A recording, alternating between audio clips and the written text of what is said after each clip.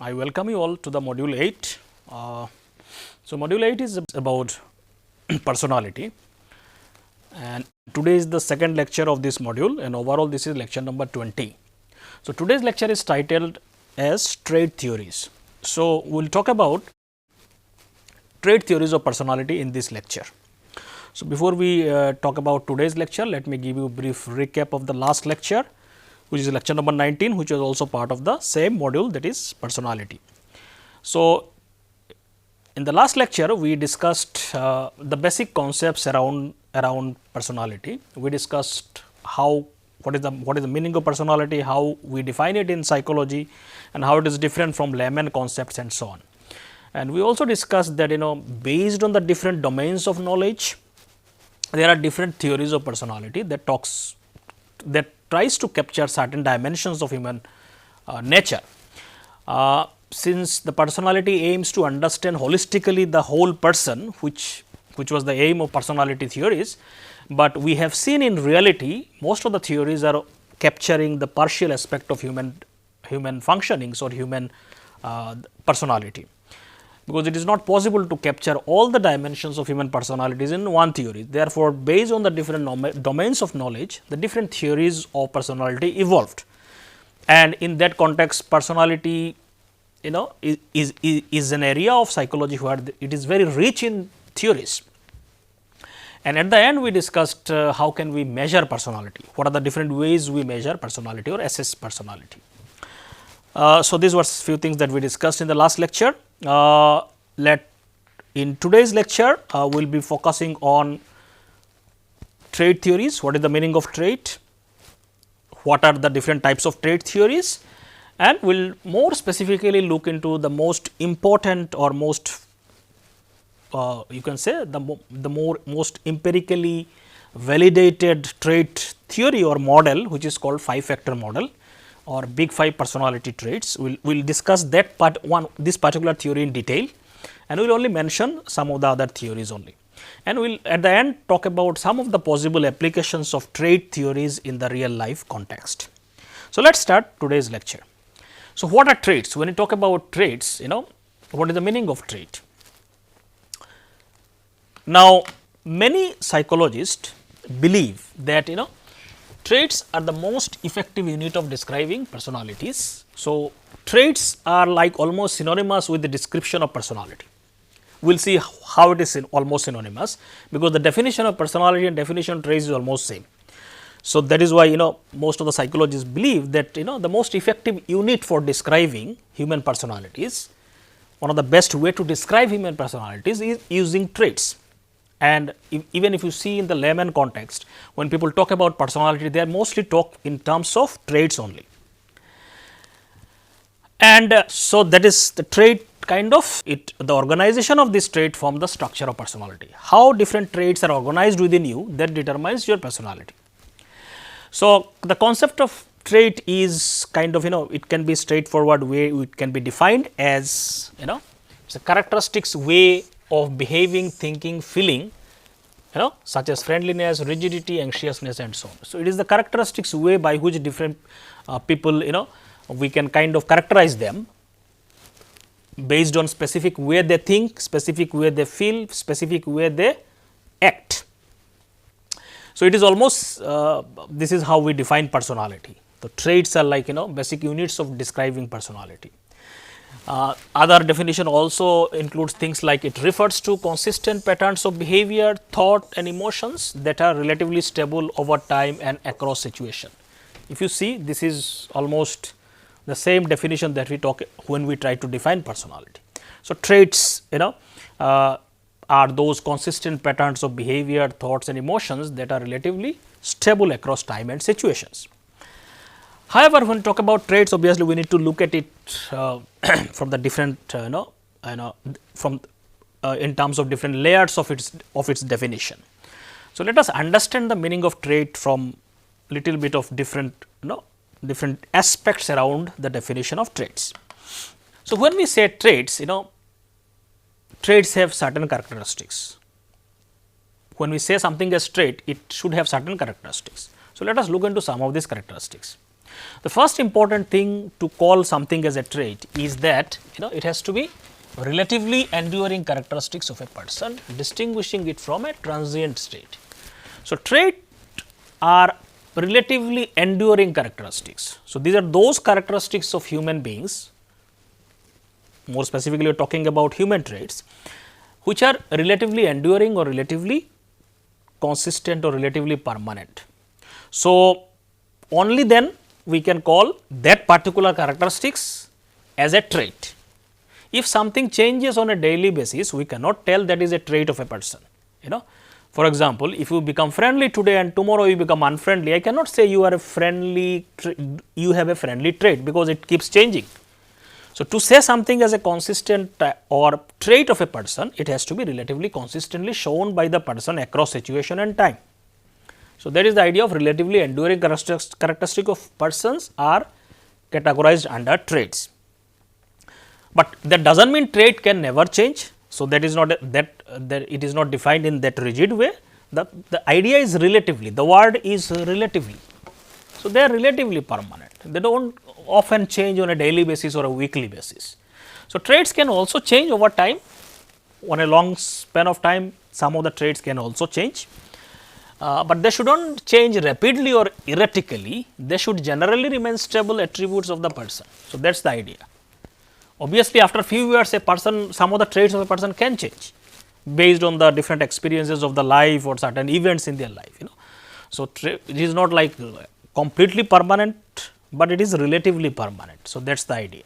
So, this is one of the important characteristics of a trait. Second is, a trait represents patterns of behavior, thinking and feeling that is consistent across various situations. So, that is a part of earlier concept that we discussed, relatively permanent. So, one of the aspects of relatively enduring patterns means it has to be consistent across various situations.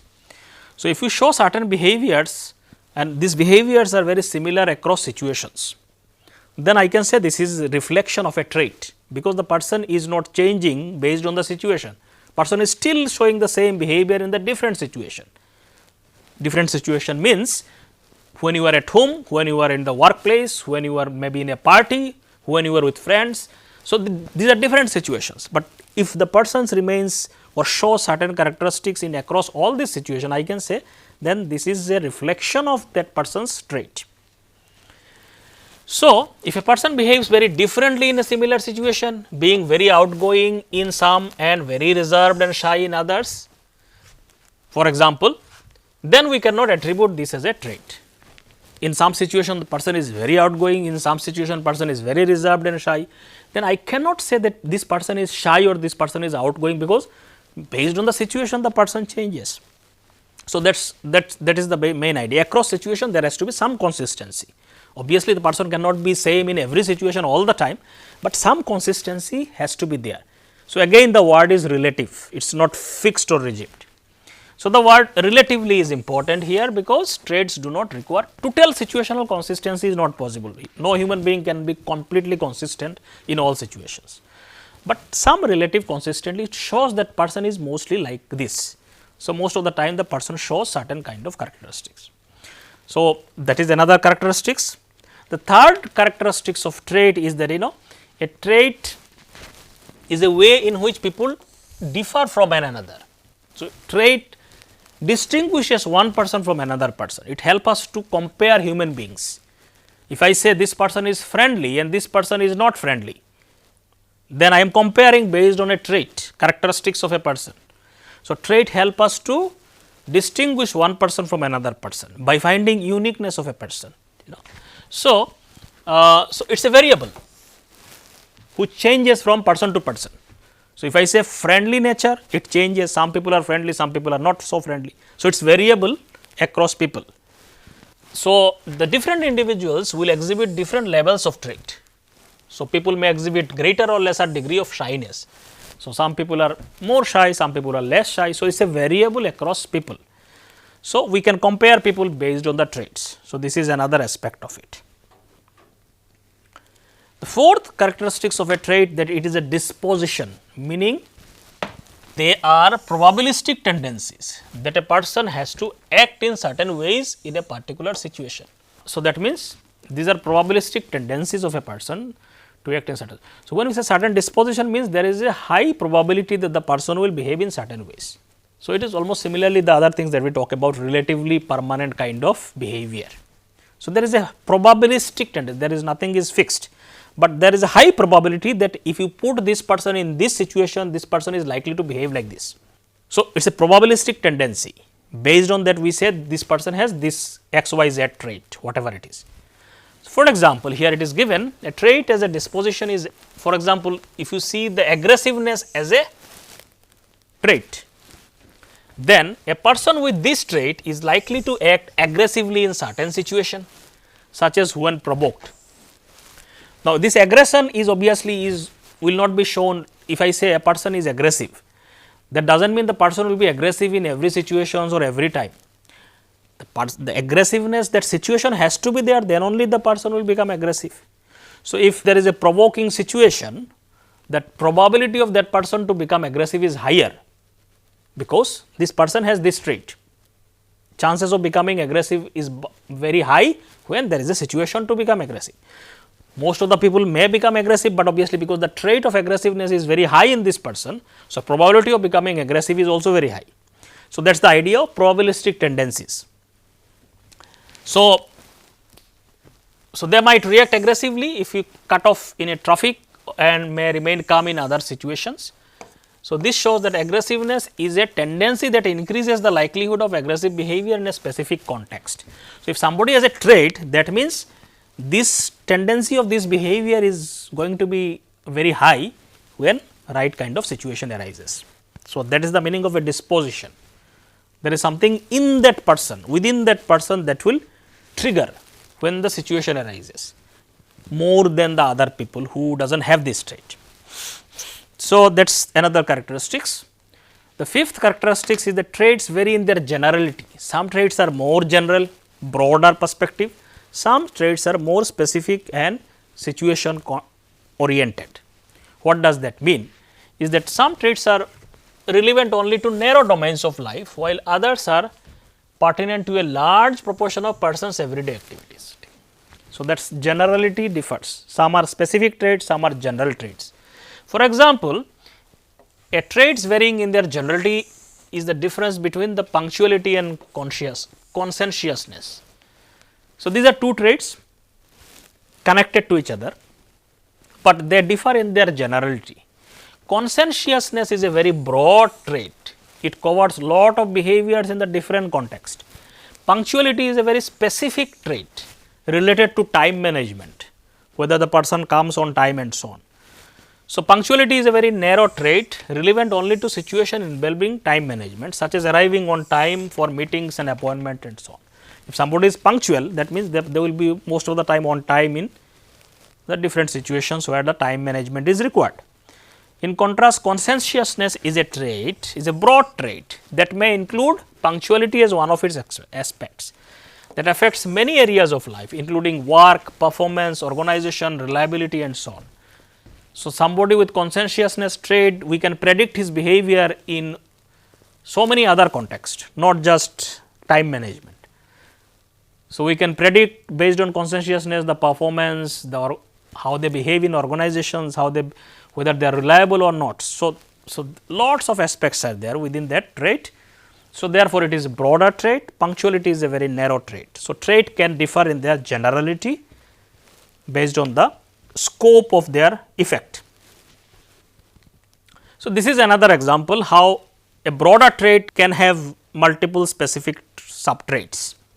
For example, extroversion, which is about outgoingness of a person, whether they are outgoing or not. It may include things like sociability, sensation seeking. Then sensation seeking may have more specific traits like physical sensation seeking or sexual sensation seeking. Then physical sensation seeking may have more specific traits, like somebody may like parachute jumping, or maybe sexual sensation seeking may include raunchy personal ads and showingness of personal characteristics and so on.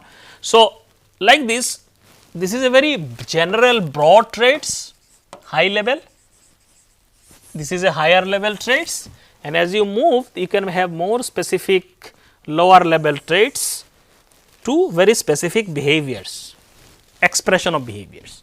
Okay. So, this is an example how generality of a trait can differ from broader to more specific traits. So, now let us look into trait theories. So, this is now we have defined what is a trait. Now, there are many theories that talks about different traits that human beings can have. So, based on how many traits, what are those traits, there are different theories involved in it. So, these trait theories are very descriptive theories, means they try to only categorize what are the different dimensions, what are the different types of traits based on which we can categorize human beings. So, in that way it is very descriptive kind of theory. So, let us look into there are different popular trait theories that are generally discussed within psychology. So, trait theories explain personality in terms of stable enduring characteristics that influence how an individual thinks felt. Basically, trait theories talks about the different traits that organize human personality. What are those traits? How they combine to create different personalities and so on. Now, let us look into the different trait theories available. One of the early work on trait theories was by Gordon Allport, who proposed that traits are real neuropsychological structures and classified them. He said the traits are actually neuropsychological structures. So, there is a neural biological basis to it and there are psychological element involved in. So, these are neuropsychological structures, and he said traits can be of three categories based on their influence. One is called cardinal traits. So, these are those traits which are very dominant within individuals. These are very dominant traits which shapes a person's life. So, sometimes some people show very dominant characteristics, like you can define this person using this trait only, like it defines almost every aspect of that person's life. That person's life revolves around that characteristics. Not everybody may have those such dominant traits. So, these are called cardinal traits. For example, if you see some of the historical figures like let us say Mahatma Gandhi.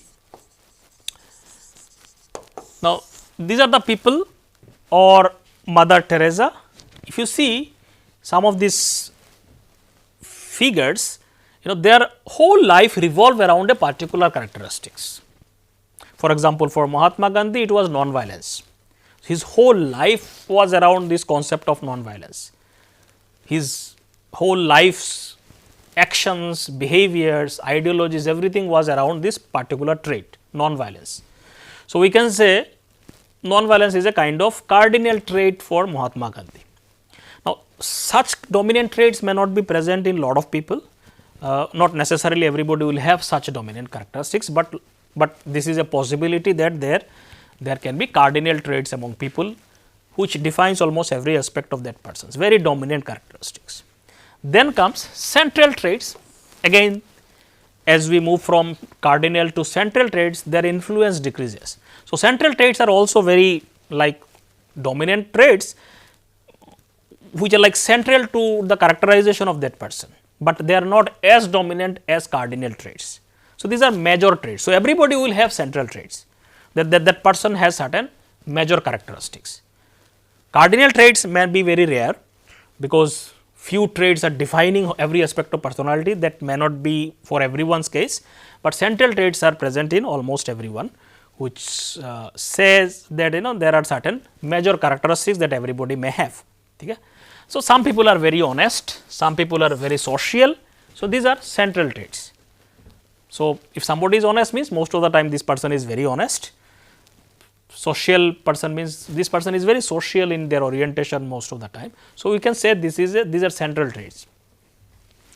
Then comes secondary traits. Now, secondary traits are very situation specific, they are not very dominant, they only express in certain situations.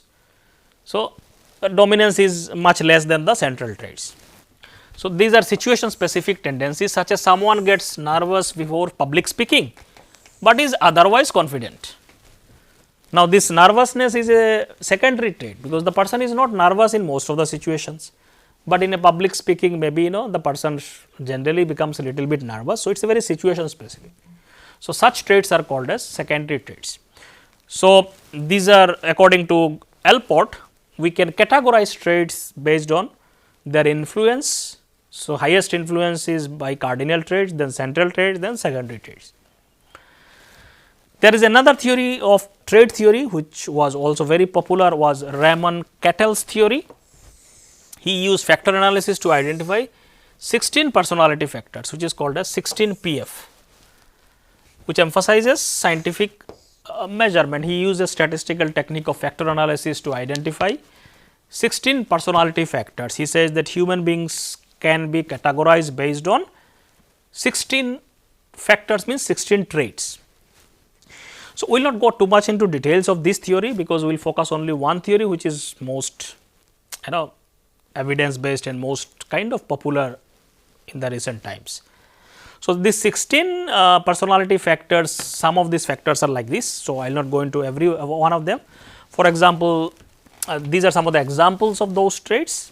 One is like factor of warmth, which talks about in one extreme people may be reserved, detached and formal, in another extreme of the same trait very outgoing, warm hearted and easygoing. So, these are two extreme of the same trait. If someone is very low score, they will be very reserved and detached. Someone score high, they will become outgoing, what and so on. For example, another is emotional stability. It talks about low score people with emotional stability will be reactive, easily upset, and unstable people with high score will be calm, mature and able to face reality and so on. So, like this, these are the different like this there are 16 traits he identified, and he said human beings can be categorized using these 16 traits. So, warmth, reasoning, emotional stability, dominance, liveliness, rule consciousness, social boldness, sensitivity, vigilance, abstractness, privateness, apprehension, openness to change, self-reliance, perfectionism, tension and so on. So, like this there are 16 traits he talked about, and he used or developed a questionnaire to measure all these traits and so on. So, obviously, this theory was popular at some point of time, but obviously later many other theories evolved, and then obviously the focus shifted to other theories. Later, Eysenck proposed 3 broad dimensions. He said we do not need 16 factors to categorize human being. He said 3 are enough. According to Eysenck, he proposed personality has 3 biological based dimensions. One is psychoticism, one dimension, which reflects aggressiveness, impulsivity, lack of empathy. If you score high on this, people who are very aggressive, impulsive, they lack empathy. On the other hand, those who score low on this, they show warmth and cooperation and so on. So, this is one dimension. So, people may be high on it, low on it and medium on it, whatever it is, based on the everybody may have different score on it. Second dimension is extroversion, which is about sociability, activeness, sensation seeking. Those who score high, those who score low are basically introvert or reserved, quite reserved or introverted.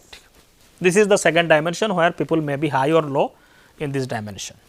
The third dimension according to Eysenck is neuroticism, which talks about emotional stability. So, these 2 dimensions are also there in the 16 PF personality factors of Cattell. So, neuroticism talks about emotionally, if you score high on it, you are emotionally unstable, anxious. If you score low on it, you are calm, emotionally stable and so on. So, Eysenck proposed these 3 factors. Obviously, there are some evidences to it also, and mostly he categorized these 3 factor biologically based. He said there is a biological basis to these 3 factors. So, there is a genetic and biological contribution, why some people are extrovert, why some people are neurotic. So, there is a biological dispositions in this expression of these traits and so on. It is not just psychological. However, if you see the modern trait theories or the scenario of research in the modern context of trait theories, one of the theory which is most discussed and has a lot of empirical evidence is 5 factor model, which is also called as Big 5. It was developed by researcher Paul Costa and Robert McCrae, who identify these 5 broad categories or traits.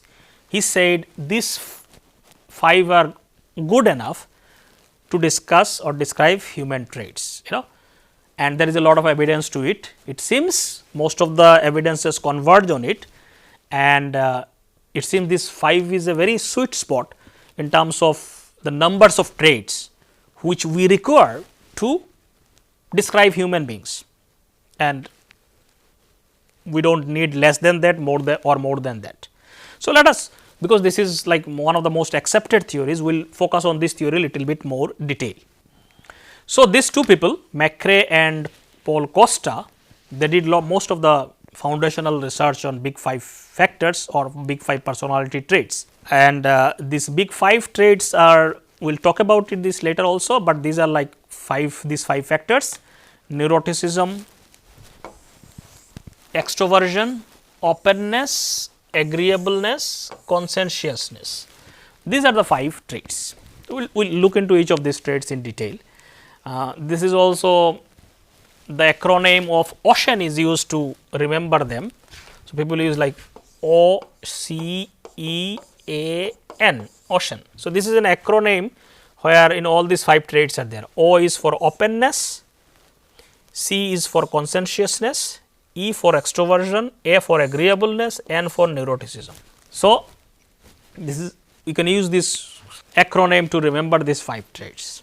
Now, how researcher came to these 5 factors, because there are theories that talks about 16 factors, 3 factors, how they came to these 5 factors, what is the journey of this discovery. So, psychologists have been working on these personality traits and what is the most appropriate number of traits. People have been doing research on this for over 70 years, in the last many decades. So, Gordon Allport initially with one of his colleagues, Henry Odbert, he catalogued almost 18,000 personality descriptive English words, identifying about 4,500 of them as good descriptions. This was one of the initial in 1930s, this was one of the initial trait, the discovery of the trait that was language based. From the dictionary they tried to find out English word that describe personality, because that are also reflection of human mind, how do you describe people. So, that are also listed in the language that we use. So, they initially catalogued about 18,000 such words which describe human personality. Then they reduced them, because many of them were synonymous, reduced them to 4,500, and they found these 4,500 words are very good descriptor. Again, now 4,500 is too huge to become useful for human description, 4,500 words or descriptions of human beings. I mean, it is almost, what are you going to do with such a huge number, we cannot remember all these things, and it is not useful, such a large number of traits are not useful description. Then we know, we have discussed Raymond Cattell, what he did, he selected 36 important traits from Allport list for his analysis and identified 16 out of them.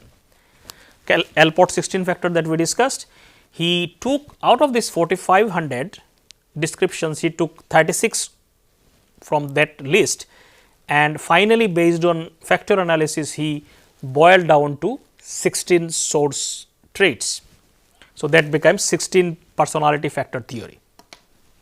Another researcher, Donald Fiske, also chose 22 traits from Cattell's list, Cattell's that 36 list that he took from the Allport's list. Another person, Donald Fiske, he chose 22 out of those 36 list of the Cattell and found 5 factors through self rating and rating by peers and psychologists, which may have been one of the first emergence of this big 5. Almost similar to those big 5, Donald Fiske also kind of boiled down from this 22 trait list to 5 factors. But again, this was just this did not become very popular because not much research has been done. It was more like cutting down from those lists to less number. A later study by Tubes and Crystal in 1961 using data from 8 different samples, including graduate student, Air Force personnel, also identified the same 5 basic factors. So, actually before this big 5 factor model, few other people also came boiled down to these 5 factors, similar factors. The number is 5. McRae and Costa that we talked about, who finally developed this 5 factor model, initially identified 3 factors only through factor analysis. And these 3 factors were anxiety adjustment, which is now termed as neuroticism, introversion, extroversion, this is still there, which is called extroversion, and openness to experience. So, they came down to these 3 factor initially. To measure this factor, they developed a scale called NEO-PI. So, basically these are acronyms for neuroticism, extroversion and openness personality inventory to measure these 3 factors initially. Later, what they are encouraged by the robustness of the lexical finding based on the language, they expanded their model in 1990 to include 2 more factors, that is agreeableness and conscientiousness. Thus, finally, it came to be 5 factor model. So, based on the evidences, they added 2 more. So, that is how these 5 factors came into existence in this theory. Today, this 5 factor model, which include neuroticism, extroversion, openness, agreeableness and conscientiousness, we will talk about each of them, are assessed using revised version of the initial personality factor, which only measured 3 factors. It was revised later, called NEO-PI-R, means revised, that this questionnaire measures these 5 factors and it is still available. So, this is the one that is used to measure big 5 factors. So, these big 5 traits have been consistently found in various studies using different trait list and diverse sample. So, why this is so robust is because many studies actually found somewhere this 5 factor list is very good and a very sweet spot in terms of describing human personality in terms of traits. So, because there are a lot of empirical evidence to that. If you see the other theories like Cattell, who talked about 16 factors, and Eysenck, who talked about 3 factors, both seems to lack or they missed out on something, like 16 factors are too many again to describe human beings, and Eysenck only used 3 factors, he left out many other dimensions of human characteristics or traits.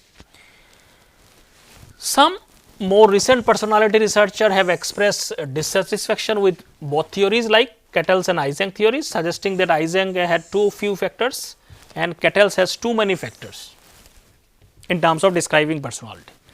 So, psychologists increasingly agree that 5 these traits are adequately description of structure of personality. If you want to know the trait structure of human personality, the different traits that combines to create human personality, this 5 factor model is the best model in terms of the evidence available. Over 25 years and hundreds of studies later, McRae described this 5 factor model as turning point in the history of personality psychology. This is because this is one of the turning point, means this is one of the best model that emerged, or trait model or trait theory that emerged, that could actually one of the best description of human trait in terms of describing personality. Now, these 5 factors as we discussed are neuroticism, extroversion, openness, agreeableness and conscientiousness. Each factors, when you look at each of these factors, they represent a continuum along which individuals can be placed. So, these are all continuum. So, somebody may be very low on it, somebody may be very high on it, somebody may be moderately score and so on. So, there is a continuum of score, different people will have different score in it. So, NEO-PI-R, which measure this 5 factor model, each of these 5 factors are made of 6 subscales. Each factors again have 6 characteristics under each of them. This is what this scale measures. We will look into this now. The first one is neuroticism. So, neuroticism has sub facets or characteristics. What are those characteristics or sub facets? These are like anxiety, anger, hostility, depression, self consciousness, impulsiveness, vulnerability to stress. These are the facets or sub dimensions of the neuroticism. So, neuroticism basically talks about emotional stability. If you are more emotionally stable, calm, then you are low on neuroticism. If you are more like have more nervous energy, more instability emotionally, then you are high on neuroticism. and these are the dimensions that kind of captures this factor. So, people high in neuroticism exhibits poorer coping skills in stressful situations, poorer health and higher likelihood of experiencing burnout and job change because of too much of nervous energy.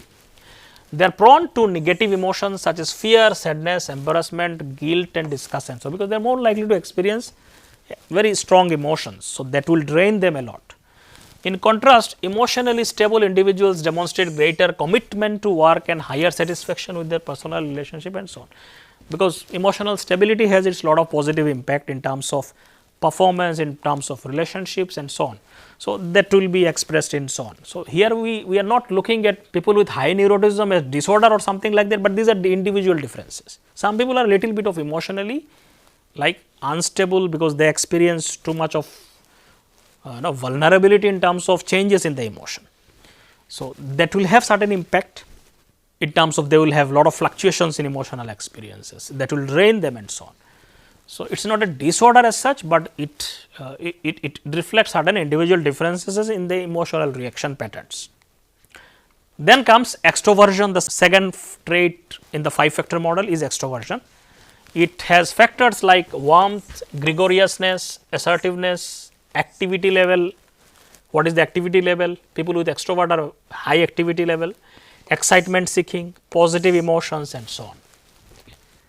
These are like characteristics of that combine together to form extroversion. So, extroversion involves energetically seeking out and interacting with others. So, people with extrovert are generally very outgoing, they seek interaction with others, more social. People who are not extrovert or low on extrovert are called introvert. So, they are more reserved, they prefer to remain in their own personal world. So like that, the opposite spectrum. So, a key indicator of extroversion is agreement with the item like I am a cheerful, high spirited person and so on. So, people are generally they are energetic, optimistic, cheerful person is not necessarily low in anxiety or depression, which are related to neuroticism. So, neuroticism is very different, it is about emotional reactivity. Here it is about outgoingness, social dimensions, cheerfulness, energy part of it and so on. So, extrovert persons are more likely to hold leadership positions because they are very outgoing, energetic, lot of activity and so on, have many friends and probably sexual partners and be selected as jury for persons, and whereas introverts tend to have poorer relationship with parents and peers. So, because of the natures are different, they will have certain different social outcomes. If you are very outgoing social, obviously you are going to have more friends network and so on. If you are very reserved on your own, obviously you will have less number of friends, less number of network in your network. So, this is a natural outcome of how you behave. So, according to that. So, if somebody is very extrovert, they are more likely to be in the leadership position and so on, because that will increase the probability. That does not mean introvert cannot become leader and not. That is not the point.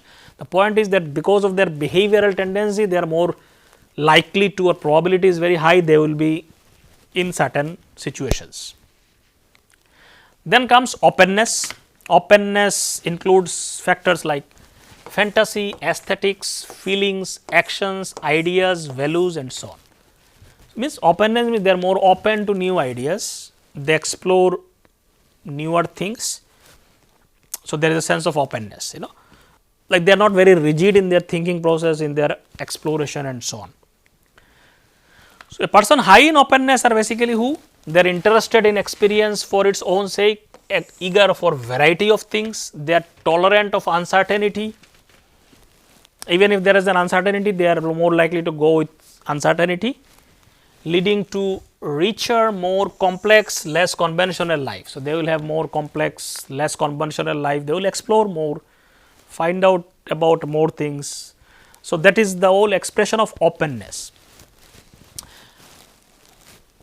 On the contrast, the closed person means opposite to openness will be seen as being impoverished in fantasy, they will not have much of thinking and fantasy, insensitive to art and beauty. People with openness have more artistic, aesthetic qualities in terms of understanding, People with closed people may not have much understanding or much sensitivity to art and beauty, restricted in their emotions, behaviorally rigid, bored by ideas and ideologically dogmatic. They are very rigid and dogmatic people, people who are closed. They cannot tolerate newer ideas, they cannot tolerate uncertainties and so on. So, they are very rigid in their ideas, whatever they believe and they will stuck with that and so on. They cannot include newer ideas in their thinking process and so on. So, that is people differ in this. So, that is the dimension of openness. Openness is about inquiring intellect, how inquisitive you are to find out newer things, find out ideas and so on. Openness include facets of fantasy, aesthetics, as we said. Aesthetics is about artistic interest, feelings is about emotionality, action, adventurousness, ideas, intellect and so on. Values means psychological, liberal. People are more psychologically liberal in terms of different values they have. People high in openness are more imaginative, creative, while those low in openness are more conventional, practical and down to earth. So, people openness makes them more creative, more imaginative because of the quality of their personality. People who are less on openness are more conventional, more practical, maybe less adventurous and so on. So, openness refers to an appreciation of intellectual pursuit such as ideas, thoughts, fantasies, art, beauty, and it is distinct from intelligence. So, intelligence is different from openness. Openness is a personality trait, intelligence is about processing ability. So, individual who can score high in openness may not have high in IQ. IQ is about how do you fast process information. If you are good at, let us say, mathematics or some kind of solving problems, then you may have high IQ, but that does not mean you are very open. Openness can be very different. So, in terms of exploring ideas and so on. So, people who are high in openness, not necessarily they will become high in IQ scores and intelligence. So, these are two different things. Then comes agreeableness. Now, agreeableness includes things like trust, straightforwardness, altruism, compliance, modesty, tender mindedness and so on. Okay. So, they have this kind of facets which makes up this whole trait of agreeableness. So, agreeableness is a interpersonal quality. In relationship, this is mostly reflected. How easily you can get along with other person. So, that is the typical characteristics of agreeableness. Some people simply cannot get along with other person, they have lot of conflicts and are very argumentative, that means they are not agreeable. Agreeable people are generally have a very smooth and harmonious relationship, they can get along with other people very easily. So, that is the quality of agreeableness. So, it can be seen as a prosocial or communal orientation and contrast with antagonism and competitiveness. So, more harmonious community orientation. So, this kind of people are like high on agreeableness. People low in agreeableness may exhibit hostility, self-centeredness, spitefulness, indifference, jealousy towards others and so on. People who are very have lot of conflicts with people, they cannot trust other people, they cannot go with other people, very self-centered and very indifferent to others' concern and so on. So, they are low on agreeableness. They simply have too much of self-centeredness. Agreeable people are not very self-centered, people high on agreeableness, they get along with other people very well, they prefer a lot of harmony in the relationship, including they are very including of other peoples and so on. So, that is the quality of agreeableness. So, generally people high in agreeableness exhibit better performance in work groups, particularly where you have to work with other people. No, naturally they are very good in teamwork and so on because of their quality, less conflict, more harmonious relationship and so on. On the other hand, people who are low on this, they will immediately have some conflict and something, some kind of argument, some kind of conflict. So, that the group harmony and team relationship dynamics will all get problematic. So, people low in agreeableness are often at risk of many disease also because of too much of stressful experience they got through conflicts and so on. So, they may have more cardiovascular disease, more tendency of delinquency or like juvenile delinquency, like during childhood they may be more oriented towards criminal or antisocial kind of activities. They may have more interpersonal problems also because of the nature of their trait. However, Costa and McRae observe that the readiness to fight, sometimes people with low agreeableness, they may ready to fight with certain situations which may not be wrong all the time, it depends on what is the context. So, that readiness to fight can be an advantageous in life, and which certain people in low agreeableness may show in certain situations. So, in certain contexts, if you are ready to fight with certain situations and stand for it, which people with low agreeableness may be good at it. So, in certain contexts, it may not be always bad that if you are having low score on agreeableness, but in overall in the relationship context, generally the outcomes are not very positive. Then comes conscientiousness. So, that includes things like competence, orderly, dutifulness, achievement striving, self discipline, deliberation, very organized, very neat and clean, and those kind of people, that they are very high on conscientiousness. Everything should be in the order, organized, and so on. Very disciplined kind of people, So, that is called conscientiousness. So, conscientiousness refers to individuals' level of organization, which includes both physical organization and mental organization. In your mind, how organized you are. In the physical space also, how organized you keep things in your home, in your office space, and all these things, how planning ahead and setting goals and all these things, So, these people with high conscientiousness are very organized physically and mentally also. So, it also involves how individuals regulate their own impulses, including thinking before acting, delaying gratification, adhering to norms and rules. People with conscientious are generally, they will follow the rules and regulations. They will be very controlling of their behavior, self-regulation. They will not immediately try to do something which they like. They may have a lot of self-control and do things appropriately and so on. So, these are the people high in self-conscientiousness. So, individual high in conscientiousness are perceived by their peers and even their spouses as very well organized, neat, thorough, diligent. They also tend to achieve higher grades point in averages and demonstrate better on job performance because of the organized skills, organization skill. They generally perform also better in lot of jobs, and also there is certain positive outcomes in lot of situations. Obviously, excess of anything is bad. If it becomes an obsessive kind of thing, then that can have a negative impact also. So, those low in conscientiousness are just opposite. They are more likely to engage in smoking, alcohol and drug abuse, people who are low on it. People who are conscientious, they are very disciplined and organized in terms of how they manage their life. So, people who are low in conscientiousness, they will be more likely to engage in smoking, alcohol, drug abuse. Generally, people high in conscientiousness, they do not engage with that, okay? Because that is a part of how you organize your life. People with low in conscientiousness are also likely to show symptoms of attention deficit disorder, maintain poor dietary habits and lack sufficient exercise. So, conscientiousness as a trait can have lot of implication for health also. People who are low on it, they generally engage with habits and behaviors which can be harmful to their health.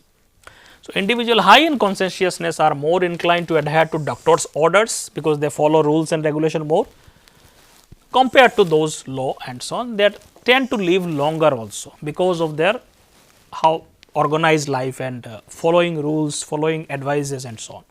So, these are some of the research findings. However, it is important to also understand that if you score very high on conscientiousness, very high for example, elevated levels of this trait may also lead to some behavior of to the extent it become very irritating, such as too much of fussiness around everything, compulsive needness, workaholic behavior and so on. So, obviously, excess of anything can be problematic when it goes to the extreme. When this neatness and organization, if it becomes excessive compulsive kind of behavior, then it creates problem for you as well as people around you. because then too much of keeping things in the right places, compulsiveness and so on, that can create problem. So, extreme of anything is never is obviously good. So, this trait can obviously people may have all kinds of score on those traits. So, let us look at the final thoughts on the big 5 factors or trait theories in general, some of the final thoughts. So, recent research has increasingly focused on these big 5 personality traits. So, there have been many other trait theories, but recently if you see this big 5 factors theory or big 5 personality trait theory has received a lot of attention, focus because of the evidence that it has received. And these 5 factors are very good explanations of organization of trait within human beings. One reason is that this factor analysis of personality test often reveal grouping align with the big 5. Most of the evidence aligns with these big 5 factors.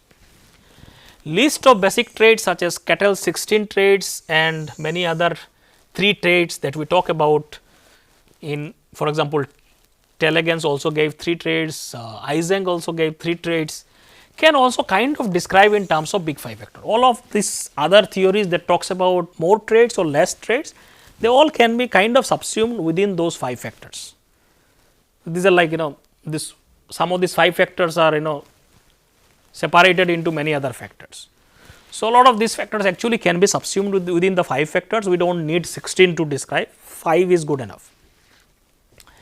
Consequently, these big 5 are seen as integrating those other systems or trait theories rather than opposing them. So, these are not like opposing theories, one is competing with others. Big 5 theory is becoming more popular or more evidence based because it subsumes all the other theories. Whatever trait they are talking about, it is these 5 factors can clearly explain them. So, therefore, we do not need too many factors when the less factors can explain it. So, that is the idea of like why this is lot of focus is going to this 5 factor model.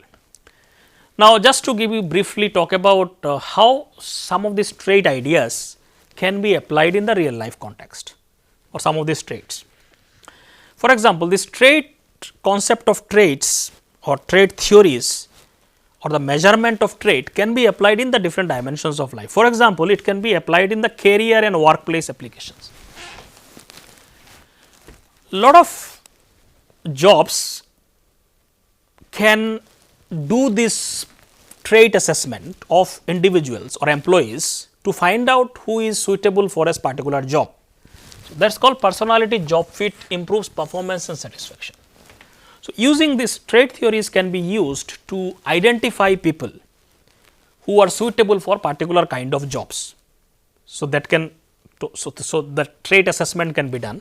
A lot of employers does that to find out right kind of people for right kind of job.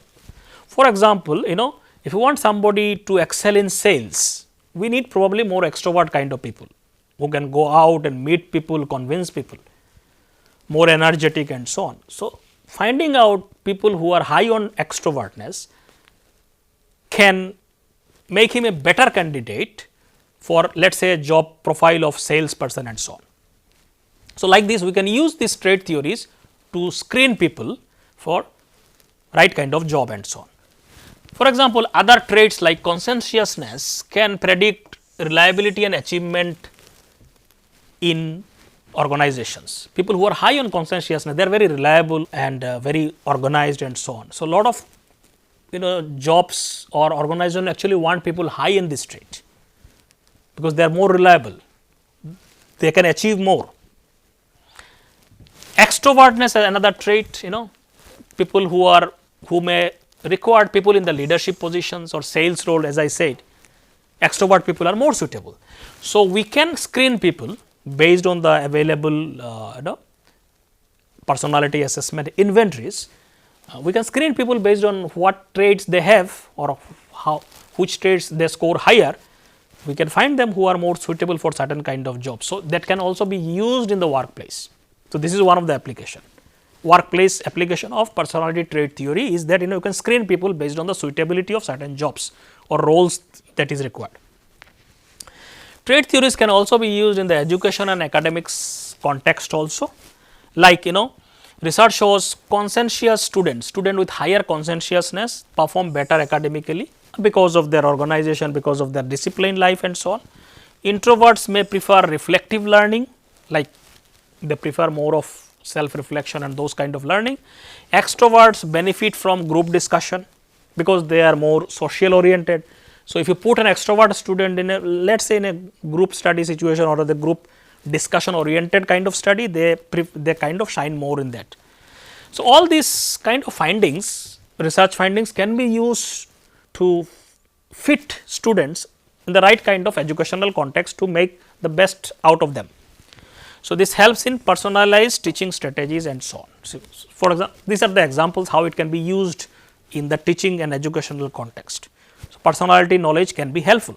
Then in the mental health and counseling context also personality plays very important role, particularly the trait theories, because personality help you to identify people who are at risk of certain disorders, identifying risk factors, people who are risk of having certain mental disorders.